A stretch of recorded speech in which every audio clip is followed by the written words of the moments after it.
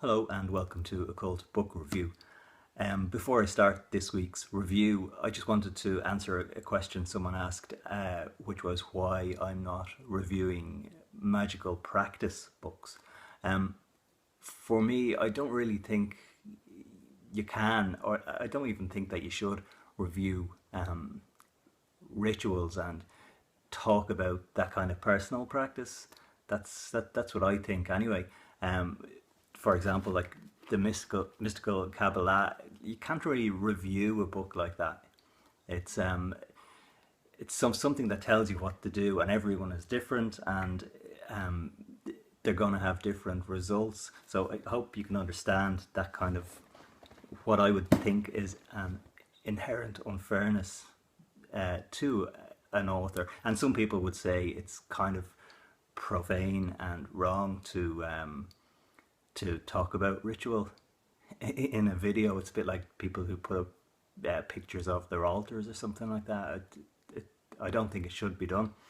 So that's just hopefully that will answer that particular question. There are good magical practice books out there which blend history. I guess the two that I particularly like is Lon Milo DeKett's Enochian Vision Magic, and I suppose the most famous one at the moment is Gordon White's The Chaos Protocols.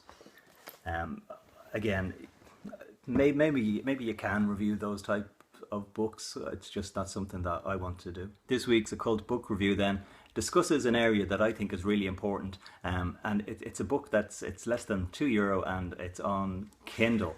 It's called Tattoo, Magic, Medicine, Art, and it's by Margaret Moose.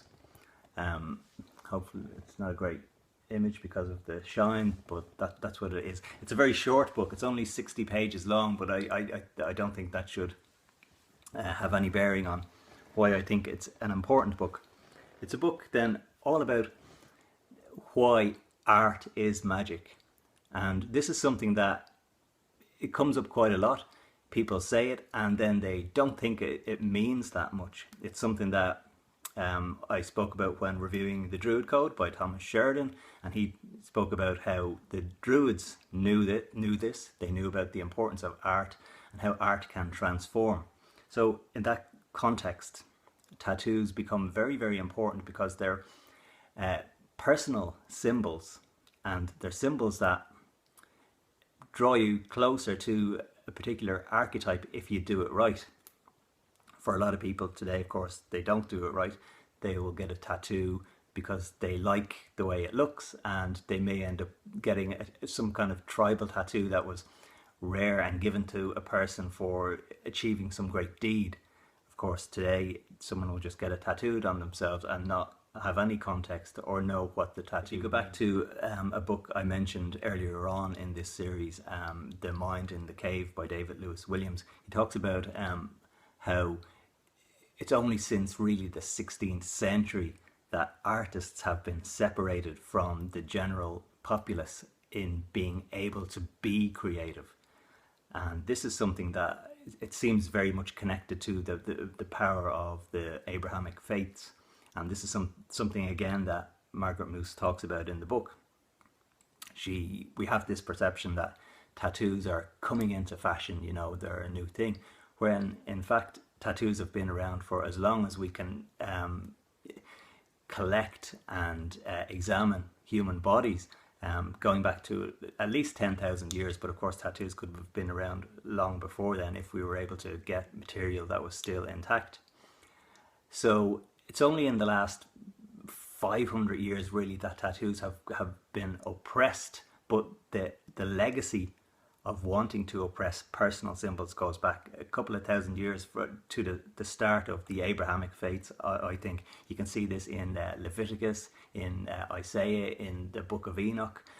The idea that people can become powerful by having their own personal symbols is something. It's something that takes away the potency of a symbol that's imposed on people by a religion instead. And that's why Enoch is so the beings he thinks are wrong for bringing knowledge and art and personal transformation. Enoch is a very angry man because his own tribal authority is being taken away and people are beginning to think for themselves. So the book then is a collection of Margaret Moose's essays. Margaret Moose herself is a cultural anthropologist who's also been a tattoo artist for over 20 years. She's still a practicing tattoo artist. And she begins by talking about a person that I lectured about last year, actually, Otzi the Iceman, who is a 5,000-year-old mummy found in Europe, and he had tattoo markings all over his body. What was interesting about his tattoo markings was that when the body was examined, it turned out that the markings were placed over parts of his anatomy where he had various illnesses. So it looks as if it's been speculated that the tattoos were put there in order to either convey information to shaman and medical people that they could potentially massage or do some kind of acupressure on Otzi to relieve his symptoms, or else they were marking out where you would have some kind of sympathetic magic in order to alleviate the symptoms again. Now, what's interesting is there are different shapes. The tattoos seem to have, like, there are cross shapes, there are lines. It's as if there's some kind of code or transmission there for Otzi. Otzi's tattoos are very important because the areas of acupressure were not supposed to be known that far back, and it either tells us one of two things: that there was a transfer of information from Asia into Europe much earlier than we thought, or, and this is an area that I think is quite possible, that Europeans themselves knew about esoteric, esoteric medicine, shamanistic medicine, at a much earlier date. And again, this comes back to what Thomas Sheridan is talking about in the Druid Code, and in a way what Gordon White is talking about in his ideas about a much earlier civilization coming across from Asia, much earlier culture, I should say. Another essay in the book talks about the priestesses of Hathor, and how when a mummy was found there, this person had tattoos on the pelvic region.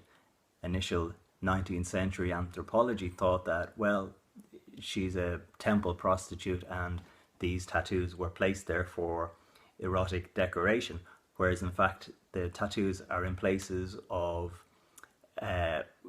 where pain can be alleviated when this area is massaged or pressured. So it seems like there's medical knowledge there again. Moose also talks about the mummies, the Caucasian mummies found in the Tarim Basin, and how the female mummies had tattoos of the moon on their face. So they were openly expressing their affiliation to their goddess. And this comes back to why tattoos are important, because you're choosing your own personal sigil, really.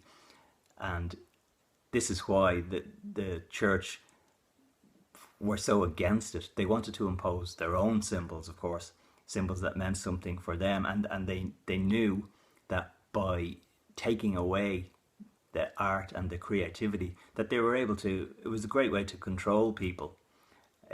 Like I said at the start, saying art is magic, it's a very simple thing to say, and people will agree without really thinking about it, but the act of creation is very empowering, and it's something that takes away, it lessens the chance of you being controlled if you have your own symbols that mean something to you, which is why you can go into Jung and have the dream symbolism, and how your interpretation of a dream will be completely personal to you. That doesn't negate the idea of a collective unconsciousness and having archetypes that do connect us all, but the context in which you see that symbol, or the context in which it will mean something to you, is truly personal. And when you untangle that and bring to the surface why you associate with that symbol, that in itself is a great revelatory act which empowers you. Moose shows how tattoos have been important to people all around the world, and they still are, obviously, but they still have this association with rebellion. And of course they are quite rebellious, because they are a way for you to express your own identity. And this is what magic and creativity really is, and it's what art is, really, isn't it? It's all about the expression of your identity. At the end of an essay in the book, Moose talks about how anthropologists and archaeologists have found a tomb called the Sacred Place of the Wizard, and inside it is a female, and they're confused, and they're like, but like, where's the wizard? And she's saying, well, this is the wizard. The female priestess was obviously the highest authority here, and again, with the tattoos that she had, it seems to be expressing that. And yet, because of the way these people, the kind of Christian anthropologists, see tattoos, they couldn't comprehend that they were marks that were given because of status. Now this brings us to another point that Moose makes, and it's that the high level people who have tattoos,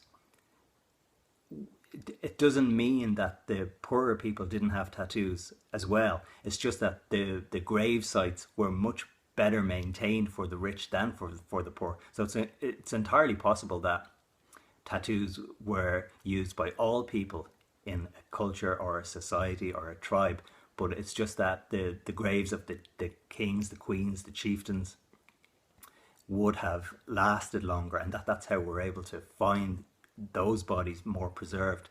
But the tattoos, it seems like, based on the indigenous people that we can see today, certainly, that tattoos are a part of all of society, and they're given for particular feats and to designate status, and of course to bring a person closer to a particular deity that may make itself known to them, or that they may have an affiliation to.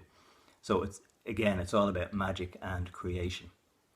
The book is it's less than €2. It's 60 pages. You'll read it in a couple of hours, or less. But it has a lot of information that I think contemporary occultists will find very, very interesting, and they will be able to use themselves. Again, coming back to the point that I made at the start, I think it's more useful to look at new history and new findings, rather than, well, it's more useful for me in this series than to just try to review a book that's based on less knowledge but has high status because it's been used by 19th century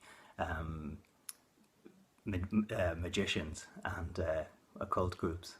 So I would recommend this book. It's like I said, it's less than €2. You're not going to lose a lot by buying it. And I'll see you again next week for another occult book review.